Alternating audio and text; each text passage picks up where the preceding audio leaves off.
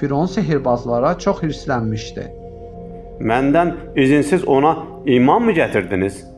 Şübhəsiz, o sizə sehir öyrədən böyüyünüzdür. Yəqin ki, əvvəlcədən Musa ilə sözləşmisiniz. Hamınızı cəzalandıracağam. Deyərək qışqırdı.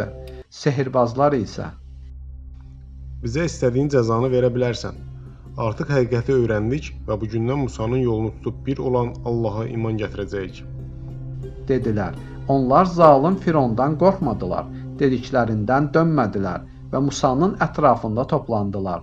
Çünki bilirdilər ki, Allahın onlara vəd etdikləri Fironun verdiyi bəxşişlərdən daha xeyirli və əbədidir. Firon sehirbazları çarmıxa çəkdirəcəyi ilə hədələsə də onlar çox xoşbəxt idilər. Çünki illərcə qəlblərində olan imansızlıq qaranlığı bugün nura çevrilmişdi. Zalım Firon inadından dönmədi. Sehirbazları çarmıxa çəkib əzab verərək öldürdü. Firon həyat yoldaşı Asiyanın da Musanın Rəbbinə iman etdiyindən xəbər tutmuşdu. Bu Fironu heyrətə salan və çox qəzəbləndirən hadisə idi. O, Asiyanı Allaha imandan vaz keçməyə məcbur etmək istədi.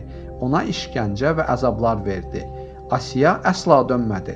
Əksinə dua edib dedi: Ey Rəbbim, mənə öz yanında cənnətdə bir ev tik. Məni Firondan və onun əməllərindən xilas et. Məni zalım adamlardan qurtar. Firon Asiyanın öz inancından vaz keçməyəcəyini anladıqda onu da öldürtdü.